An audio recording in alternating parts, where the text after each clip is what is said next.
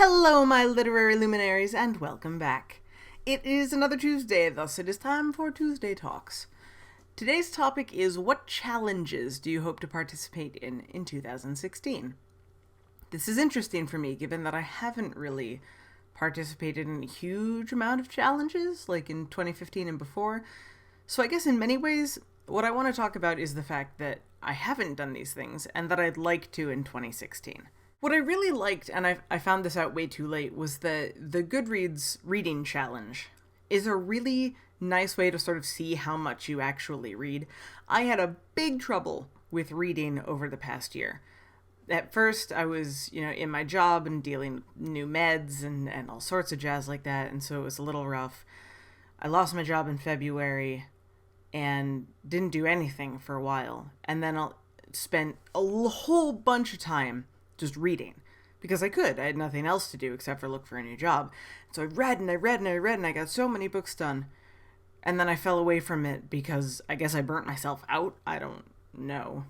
Something happened. And then when I got the new job at the end of September, beginning of October, it died down again because I was getting used to the job and its strange schedule, and you've heard all these things because I've talked about them, because they're why I haven't made a lot of videos either by the end of 2015. And so it slowed way down. And then in December, I had several long car rides and started reading more books. And I got so close to hitting my Goodreads challenge, but I think I ended 2 books shy. So I read 48 out of the 50 I'd wanted to read that year. And that's not bad, honestly, because I noticed I love reading. I've always loved reading. Ask anyone that's known me for any period of time, they will tell you I've been reading since I was 2.5 years old and I have never stopped. The problem is, once I got into school, I think, I read for school and basically didn't read outside of it. And that just got worse and worse as I got into college. I started making excuses. I didn't have time. I was doing work. I was doing homework. I had to read for school. Blah, blah, blah, blah. I kept getting more books and then not reading them. For every 10 books I bought, I'd maybe read one. Usually because it was one in a series. And so I wanted to continue the series, but then I wouldn't touch anything else for months. And so I wasn't reading at all. And that's not good for a writer. And for someone who loves books in general. We need to keep reading. It's part of our lifeblood. So, especially, I got into grad school when I was in grad school, and I made some comment in one of my essays saying that, I don't remember what I said specifically anymore, but I made some comment about reading the books and how many books I'd read, and my the director of the program, made a note about it, and is like, you only read, 12 or whatever in the whole year. And it occurred to me that that's a really low number. Oh no, you read 1 book a month? You're a writer. What are you doing? It's the number one thing that I hear all writers all over the place talk about, is that you need to read to become a better writer. And I wasn't doing that. So, this year, I think I've set my Goodreads challenge to 60 books, which I know is a tall order given that I didn't even hit the 50, but it's forcing me to stay determined. That's a wonderful idea! And for someone that's been involved with something like NaNoWriMo for as long as I have, I need that goal. I need something to push me. I need something to say, no, you need to do this because you said so. That's another reason why I'm talking about it here on the vlog, is that if I tell you guys, then if I sit back and I'm like, well, blah, blah, haven't read the books, you can be like, excuse me, I can see your Goodreads. You're 6 books behind schedule. Get your butt in gear, Frey. And I will do such because I don't like letting people down. Which is not evidenced by my actions sometimes on here, but I heartily apologize. Something I did last year that I really, really enjoyed, and I hope I keep track of well enough, I may have to go look up when it happens or make notes on my calendar or something, was I did the Booktube Readathon, which was so much fun. It was a challenge because I had to go, and I don't think I didn't actually succeed in reading all the books I said I was going to read, but I had fun with it. And I got to pick up books that I hadn't touched in a while, and I finally read books that I'd been wanting to read. And I had sort of the community behind me. Again, community helps me with these things. That's how I've gotten through NaNoWriMo all these years. And it was so much fun. And so I want to be more active in the challenges that Booktube puts out, that Goodreads puts out, that the community puts out, because it helps me stay connected, it helps me keep reading, it helps me reach out to other people and learn new things. Because as I keep saying, I don't always know what's happening in the literary world, as it were. I don't keep track of the new releases, I don't know a lot of new authors. I go on Booktube and people are talking about all these books and I've never heard of the books or the authors or any of this, and I'm so behind on it. And that makes me sad.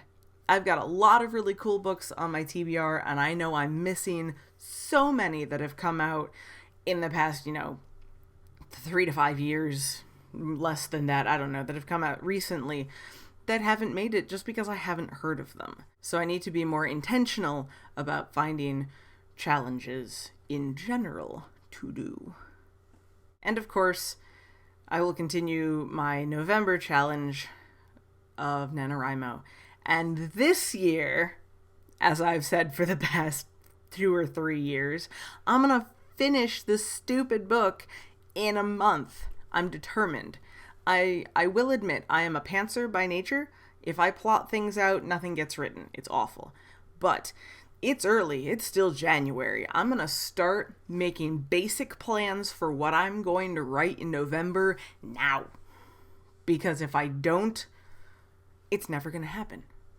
And I mean, this year was rough. I had a lot of trouble this November. I'm not quite sure why. I was writing characters I knew and loved and was excited by, and every word was like pulling teeth.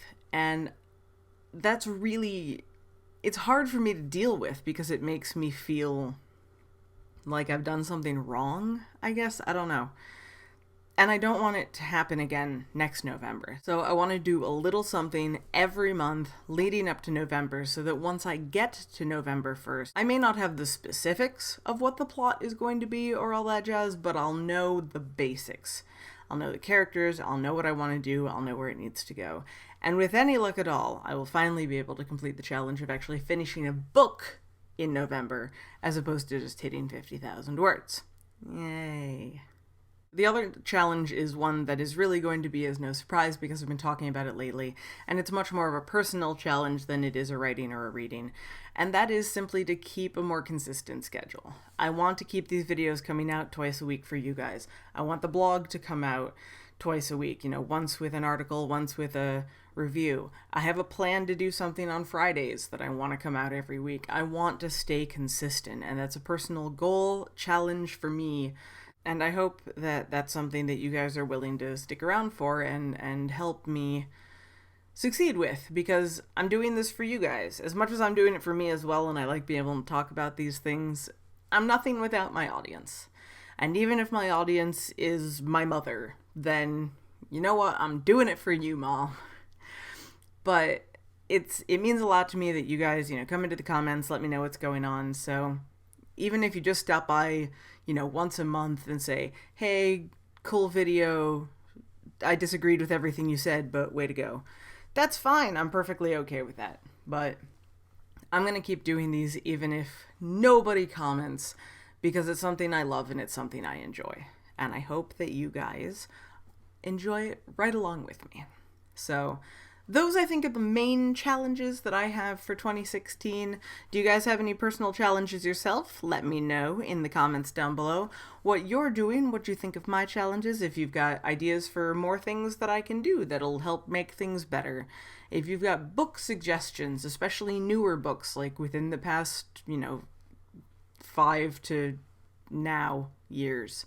That's a terrible sentence, but I think you know what I mean. From now until 5 years ago. I didn't make that any better. If you've got book suggestions, let me know. And until then, I'm gonna keep trucking right along, and I hope to see you on Thursday. Bye!